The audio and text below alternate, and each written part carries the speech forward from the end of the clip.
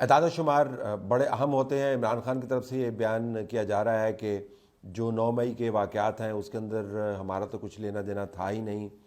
اس کے اوپر بعد انہوں نے تبدیلی کی اپنے سٹینس میں، پھر ساتھ ہی یہ کہہ دیا کہ وہ تو پبلک ری ایکشن تھا. پہلے اس کو کنڈیم نہیں کیا، پھر یہ کہنا شروع کر دیا کہ جن لوگوں نے یہ کام کیا ہے آپ ان کو سزا دیں. پھر یہ بھی کہا کہ ہم کمیٹی بنا دیتے ہیں نیگوشیشنز کے اندر، یہ ایشو بھی ٹیک اپ ہو سکتا ہے. پھر کہا کہ جوڈیشل انکوائری اس کی کروائی جائے.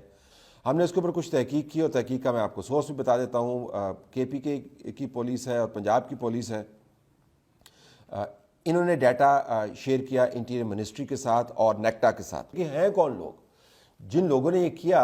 آپ جن کے خلاف مقدمات کر رہے ہیں وہ تو ہیں، لیکن یہ جو موب تھا، یہ موب تھا کون؟ یہ اس کے اندر کون سے لوگ تھے؟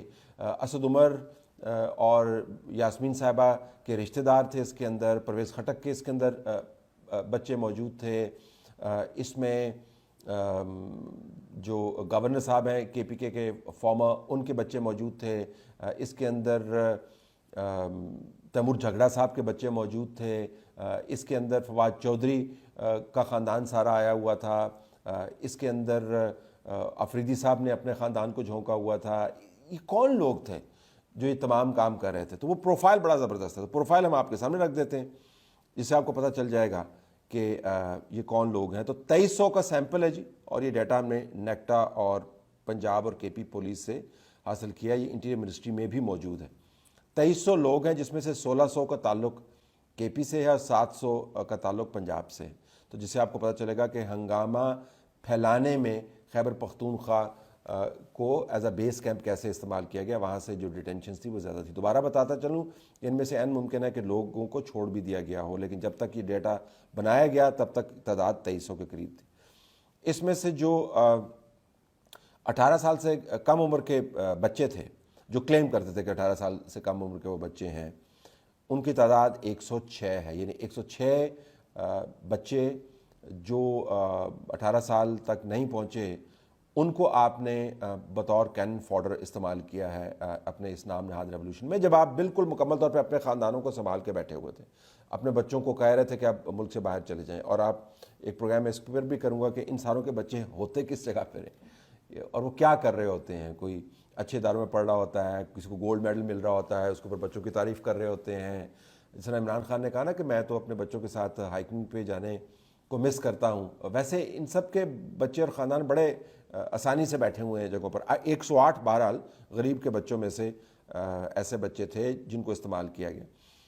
18 سے 40 سال جن کی عمر ہے جی، وہ 1730 کے قریب لوگ ایسے تھے جو 18 سے لے کے 40 تک ان کی عمر تھی. یہ تمام کے تمام لوور مڈل کلاس یعنی نچلے طبقے سے ان کا تعلق ہے، متوسط سے نچلے طبقے سے ان کا تعلق ہے.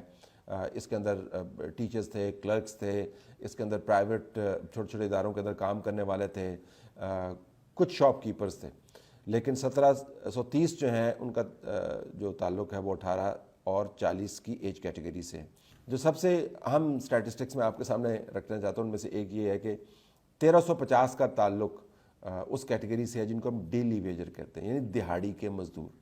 ان میں سے جاب لیس بھی تھے اور دہاڑی کے مزدور بھی تھے. تو یہ وہ لوگ تھے جن کو اب آسانی سے 500 روپے دے کے، 1000 روپے دے کے، یا تو ان کے پاس جاب نہیں ہے اور یا یہ 1000-1200 کے اوپر ہی دہاڑی لگاتے ہیں، ان کو آپ پیسے دے کر تو آپ ان کو انلیش سڑک کے اوپر کر سکتے ہیں. تو بڑے منظم انداز سے ایسے لوگوں کو جو دہاڑی دار ہیں، اور آپ کو پتہ ہے دہاڑی دار جو ہے اس کی جہاں پہ دہاڑی لگی ہو وہ دہاڑی ضائع کر کے انقلاب لینے کے لیے نہیں آتا.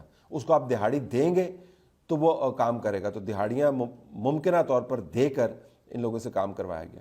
اس کے اندر جو اسٹوڈنٹس ہیں جو پڑھ رہے تھے، یہ انڈر 18 کی میں بات نہیں کر رہا، میں اوور 18 کی بات کر رہا ہوں، ان کی تعداد ہے 350.